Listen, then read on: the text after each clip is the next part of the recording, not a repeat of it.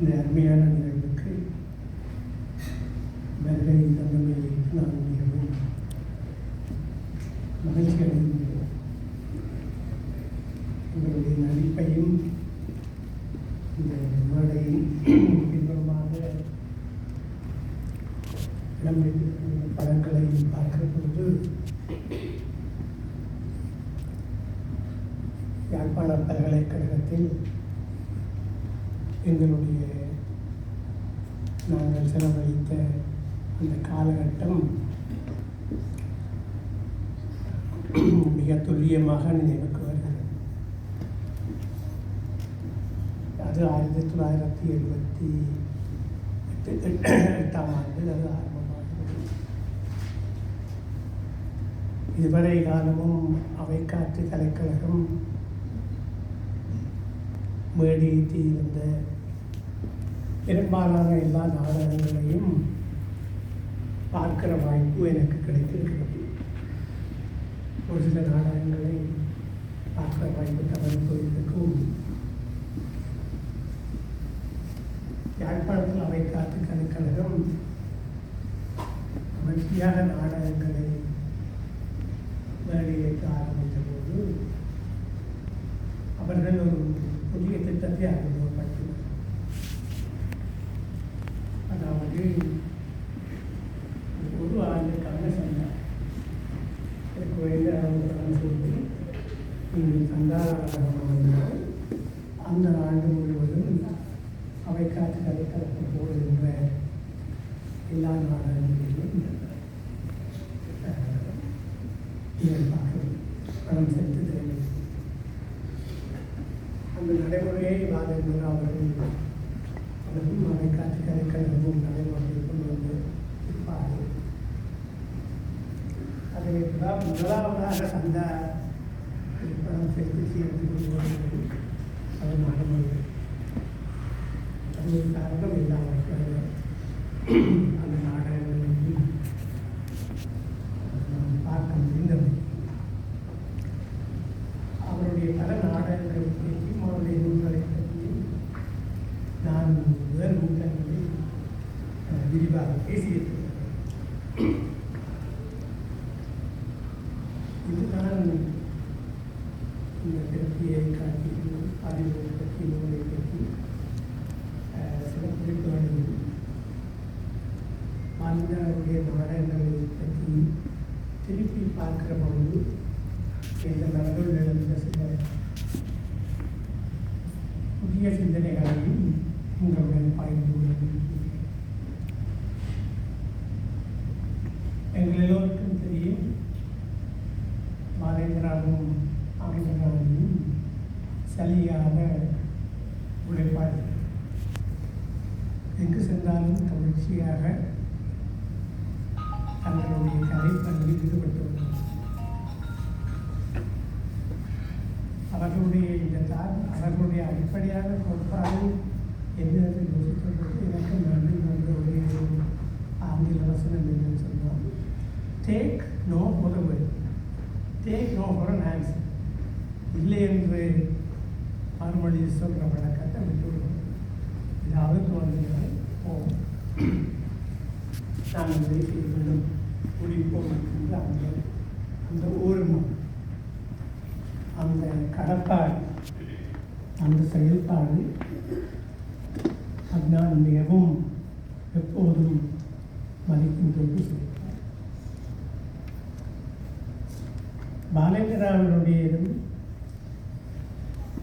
அவர் முக்கிய பொறுப்பாக இருந்து நடத்தி வந்த அவைக்காற்று கலையத்திலுள்ளாகவும் தமிழ் மொழிக்கும் தமிழ் அரங்கத்துக்கும் தமிழ் மேடை பரிமாணர்களுக்கும் கிடைத்த மிக சிறப்பான பங்களிப்பு நிகழ்ந்தார்கள். அது பல்வேறு உலகங்களை மேடை படிவங்களாக தமிழுக்கு கொண்டு வந்தது. எனக்கு இன்னும் அழியாத நினைவாக இருக்கிறது. முதலாக பாலேந்திரா நடித்த நாடகத்தை நான் பார்த்தேன். அப்பொழுது தெல்லிப்பளை மகாஜன கல்லூரியில் மாணவர்களாக இருந்தோம். அலெக்சி ஆர்புசோவ் என்ற ரஷ்ய நாடக ஆசிரியரின் இட் ஹேப்பன் இன் இர்குட்ஸ்க் என்ற நாடகத்தை தமிழில் பிச்சை வர்ணம் என்ற வயதில் தாசிஸ் அவர்கள் அதிகாரை செய்திருந்தார். அந்த நாடகத்தின் மிகச் சிறப்பான முக்கியமான பாத்திரத்தை ஏற்று நடித்தவர் பாரேந்திரன். அதுதான் நான் முதலில் பார்த்த மொழிபெயர்ப்பு வெளிநாட்டு நாடகம். அது பிறகு 2 தடவை பார்க்க வாய்ப்பு இருக்கிறது. அந்த நாடகத்தில் பாரேந்திரனுடைய நடிப்பையும் அந்த நாடகத்தினுடைய ஆழத்தை, அது சோவியத் யூனியனில் நடக்கிறது நெருக்கடியான காலகட்டத்தை பற்றிய நாடகம், அற்புதமான நாடகம். அது என்னுடைய இலக்கிய வாழ்வில் மிக பெரும் தாக்கத்தை ஏற்படுத்தி அதுக்கு பிற்பாடுதான் பாரேந்திரனுடைய இலக்கிய நாடகங்களை வெளியிட்டார். அப்படி அவர் போட்ட நாடகங்களில் ஒன்று கண்ணாடி வார்த்தை, கிளாஸ் மேனேஜர் என்ற ஆங்கில நாடகத்தினுடைய தமிழ் மொழி. அந்த நாடகத்திற்கு முதலாக ஆனந்தராஜி அவர்களை நடிப்பை பார்த்தேன். கிளாஸ் மேனேஜரி நாடகம் அப்பொழுது எங்களுக்கு சிறிய வயதுதான். பெருமளவுக்கு உலக நாடகங்களை பற்றி அறிவு கிடையாது. தமிழ் நாடகங்களை ஓடி ஓடி பார்க்க வளமை இருந்தது. ஆனால் கண்ணாடி வார்த்தைகள் எங்களுடைய நாடக அனுபவத்திலும் கலை அனுபவத்திலும் ஏற்படுத்திய அந்த மாற்றம் மிக பாரியது. ஆனந்தராணியினுடைய அந்த நடிப்பு இன்றைக்கு வரைக்கும் எனக்கு அந்த கண்கள் கொண்டிருக்கிறது. இவையெல்லாம் எங்களுக்கு நீண்ட காலமாக எங்களுடைய இலக்கிய மனதிலும் கலை மனதிலும் கலை வாழ்விலும் பண்பாட்டு வாழ்விலும் ஆழமாக தாக்கம் செலுத்திய நாடகம். பிற்பாடு எல்லா நாடுகளுக்கும் பயணம் செய்கிற வாய்ப்பும் டொரண்டோ கனடாவில் நீண்ட காலமாக இருந்த வாய்ப்பும் கிடைத்த பிற்பாடு அவைக்காட்டு கலைக்கழகம் போன்ற அந்த நாடகங்களுடைய நூத நாடகங்களை பார்க்க வாய்ப்பு கிடைத்தது. ஒரு பார்வை கண்ணாடி பார்க்க கிளாஸ் இது போன்ற பல்வேறு நாடுகளுக்கு ஆங்கில மொழி வேறு பல மொழிகளிலும் பார்க்கிற வாய்ப்பு கிடைக்கும். அவற்றை பற்றி எழுதியிருக்கிறது. கண்ணாடி வார்ப்புகள் நாடகத்தை ஆங்கிலம், பிரெஞ்சு, ஜெர்மன் மொழிகளில் பார்த்திருக்கிறேன். ஒரு பாலை வீடு நாடகம் ஹவுஸ் பர்னார்டா ஆங்கிலத்திலும் ஜெர்மன் மொழியிலும் ஸ்பானிஷ் மொழியிலும் பார்த்திருக்கிறேன். பல்வேறுபட்ட மொழியில் மிகப்பெரிய அளவில் செய்ய பெரிய அளவு நாவல் தயாரிப்புகளான மேடையை செய்வதை பார்த்திருக்கிறேன். ஒரு 20-25 தலைவர்கள் வேறுபட்ட நாடகங்களை கண்ணாடி வார்ப்பு ஒரு பாலையில் பார்த்து அது பிரேக்ஷனுடைய ஏற்கனவே முந்தி எழுதியது போல அந்த வியசனமான நாடக தயாரிப்புக்கு எந்த வகையிலும் குறை வைத்ததான ஆனால் பலபடிகளில் இருக்கின்ற கொஞ்ச வாய்ப்புகளை பயன்படுத்தி ஒரு மிக அற்புதமான மேடை படிவமாக அந்த நாடகங்களை பாரதியார் உருவாக்கியிருந்தார். இவற்றை இதனை சொல்லும் போது எனக்கு ஒரு வகையான பெருமிதமும் மகிழ்ச்சியும் இருந்தார். 70-80களிலேயே தங்கிய நாடகங்களை அதற்குரிய ஆழமான பார்வையோடும் வீச்சோடும் அந்த சூழமைவோடும் அந்த கண்டெக்ஸ்ட் அதோடைய அந்த கண்டிருக்கிறார். இந்த நூலின் அணிந்துரையில் யாழ்ப்பாண பல்கலைக்கழக விரிவுரையாளர் நவதர்ஷனி கருணாகரன் ஒரு விடயத்தை குறிப்பிட்டார். பாரேந்திரா அவர்களுடைய அவருடைய மொழிபெயர்ப்பு நாடகங்கள் மொழிபெயர்ப்பு என்பதை வெறும் டெக்ஸ்டுவல் டிரான்ஸ்லேஷன், அதாவது உரையாடலையும் கதையாடலையும் பிரதியையும் மொழிபெயர்த்து பதிவு செய்வது மேடையேற்றுவது என்பதற்கு அப்பால் அவருடைய அந்த மொழிபெயர்ப்புகள் கல்ச்சரல் ரீகன்டெக்சுவலைசேஷன், பண்பாடும் கலாச்சாரமும் ஒரு புதிய சூழலில் மீள கட்டமைக்கப்பட்டு மொழிபெயர்க்கப்படுவது. இந்த ஒரு நாடகங்களும் அது ஒவ்வொரு பண்பாடு கலாச்சார தளங்களில் உருவாகும். அவற்றை அந்த கலாச்சார தளங்களிலிருந்து வெளியில் எடுக்கும்போது திருப்பி கொண்டு போய் ஒட்ட முடியும். அதால் தான் இந்த கல்ச்சுரல் ரீகன்டெக்சுவலைசேஷன், பண்பாடும் கலாச்சாரமும் சார்ந்த மீள்சூழமைப்பு ரீகன்டெக்சுவலைசேஷன் மொழிபெயர்ப்பை பொறுத்து மிக முக்கியமானது. மொழிபெயர்ப்பினுடைய அந்த உயிர்தான் அப்படி வருகிறது. அந்த வகையில் இவற்றை மொழிபெயர்ப்பு என்று குறிப்பிடுவதை விட மீளாக்கம் என்று சொல்லலாம், அல்லது டிரான்ஸ்ரீக்ரியேஷன், மீள்படைப்பு என்று நாங்கள் சொல்லலாம். கட்டாயமாக அதை மொழிபெயர்ப்பு என்று நாங்கள் சொல்லுகிறோம்.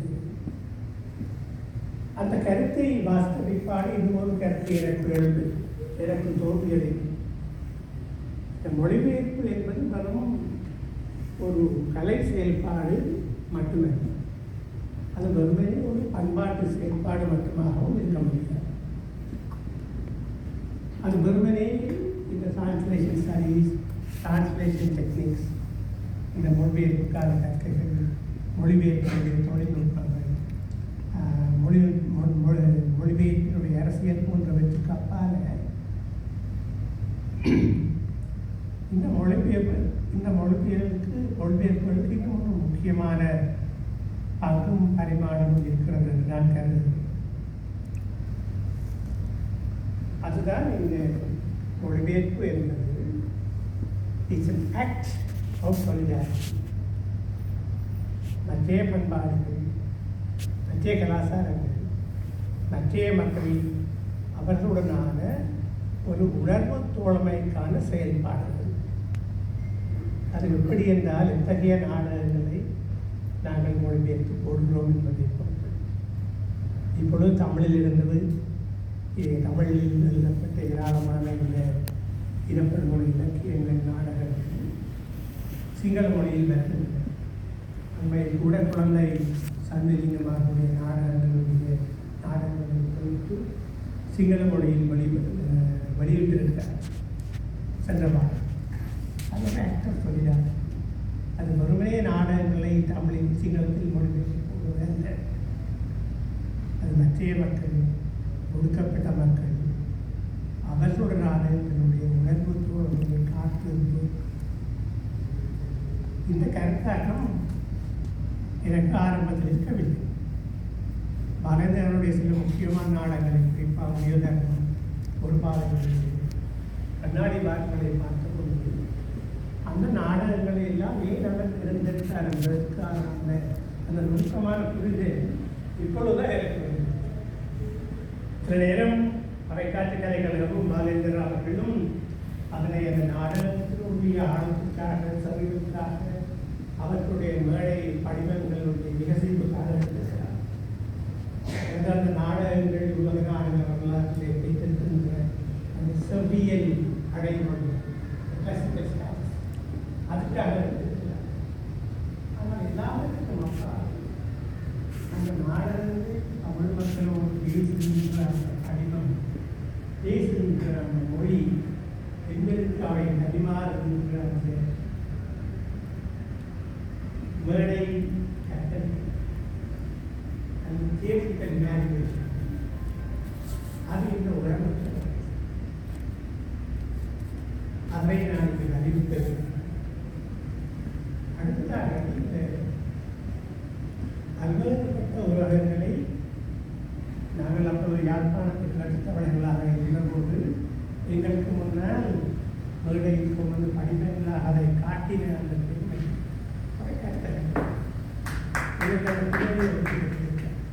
அப்பொழுதுதான் நாங்கள் நிலைமைப்பட ஆரம்பிக்கிறோம். அதிகம் எல்லாவற்றை பார்க்க வேண்டும். பெர்டோல்டை பற்றி வரலாற்றை நான் செய்து வருவோம். எங்களுக்கு கிடைத்தது ஒரு வகையான நெடும்பாய்ச்சல். எனக்கு மட்டுமல்ல, என்னுடைய தலைமுறை சார்ந்த ஏராளமான கலைஞர்களுக்கு, கவிஞர்களுக்கு, அது மிகப்பெரும் பாய்ச்சலை உருவாக்குவதற்கு அது துணை வந்தது. இந்த தொகுதியில் இடம்பெற்றிருக்கும் எல்லா நாடகங்களை பற்றியும் நான் விரிவாக பேச வேண்டிய அவசியம் இல்லை என்று கருதுகிறேன். ஆனால் இந்த 2 நாடகங்கள், இந்த தொகுதியில் இருக்கிற 2 நாடகங்களை பற்றி நான் குறிப்பாக சில கருத்துக்களை சொல்ல வேண்டும். முதலாவது நாடகம் பாரத தர்மம். அது இந்த மகாபாரதத்தில் வருகின்ற அரக்கு மாளிகை எரிப்பு தொடர்பாக. இந்த நாடகத்துக்கு பாரத தர்மம் என்ற பெயர் வைத்தார். அந்த நாடகத்திற்கு அரக்கு மாளிகை வைத்திருக்கிறார். அரக்கு மாளிகை எரிப்பு என்று வைத்திருக்கிறார். அப்படி பல்வேறுபட்ட பெயர்களை வைத்திருக்கிறார். ஆனால் அவர் அந்த நாடகத்திற்கு பாரத தர்மம் என்று பெயர் வைத்ததற்கு முக்கியமான ஒரு சிறப்பு இருக்கிறார். இந்த அரக்கு மாளிகை, இந்த பாரதத்தில் இந்த அரக்கு மாளிகை தான் நடக்கிறது என்பது உங்களுக்கு தெரிஞ்சிருக்கு. ஞாபகம் பொருட்காக நான் சொல்லுவேன். துரியோதனன் ஒரு பெரிய அரக்கு மாளிகையை கட்டுகிறார். அவருடைய திட்டம் என்னவென்றால், அந்த அரக்கு மாளிகையில் பஞ்சபாண்டவர்களையும் பாஞ்சாலியையும்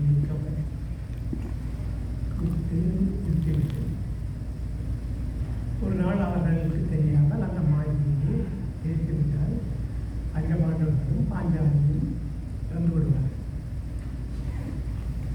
அதுதான் அரக்கு மாளிகையை துரியோதனன் கட்டியதற்கான அது மையம், அதற்கான நோக்கம். இதை ஏதோ ஒரு வழிமுறையில் சர்மபுத்திரன் அவர் தெரிந்து கொண்டார். கண்ணன் கிருஷ்ணன் இருக்கும் வரைக்கும் அவருக்கு ஒரு முறையில்லைத்தானே எல்லாம் ஒரு உதவி. அப்போ அவர் என்ன செய்கிறார்? தர்மபுத்திரன் தனக்கு தெரிந்த அங்கே இருக்கின்ற பிராமணர்கள் பலருடைய உதவியோடு ஒரு ஏழை குடும்பத்தை கண்டுபிடிக்கிறார். அந்த ஏழை குடும்பத்தில் 5 பிள்ளைகள், ஒரு தாய். அந்த ஏழை குடும்பத்தை தர்மபுத்திரர் அரக்கு மாளிகையில் விரும்புகிறார். இதுக்கு அழைத்து அவருக்கு நல்லது அவர்களுக்கு சென்று அவர்களை அந்த மாளிகையில் தங்க வைத்துவிட்டு தர்மபுத்திரன் அவர்களது சகோதரர்கள் பாஞ்சாலி இரகசியமாக அரக்கு மாளிகைக்கு வெளியேறினார். அரக்கு மாளிகை கொடுத்தபடி யார் கொல்லப்பட்டது? இது அரக்கு மாளிகை பாரதம் இவ்வளவும் அறத்தை பேணுகின்ற, அறத்தை போதிக்கின்ற என்று நாங்கள் கருதி கொள்கின்ற பாரதத்தில் இதை நீங்களே எப்படி செய்தீர்கள்? அந்த வேலை குடும்பம் பாவம் அல்லவா என்று அவர் என்ன மறுபடி சொன்னார் என்பதை இந்த நாடகம் எழுப்புகின்ற அறம் சார்ந்த கேள்வி. ஒரு போரில் எல்லா வகையான தர்மங்களும் மீறப்படலாம் என்று எனக்கு பாரதம். அந்த போரில் இருந்து அரசர் எல்லாரையும் கொல்ல போகும்போது இவர்கள்லாம் என்னுடைய உறவினர்கள், எனக்கு மிகவும் நெருக்கமாக இருக்கிறவர்கள், நான் இவர்களை எப்படி கொள்ளலாம் என்று ஒரு கணம் தத்தளிக்கிறேன். ஒரு கணம் தத்தளிவிட்டார். அவர் கண்ணன் சொல்கிறார், நீ ஒரு கருவிதான்,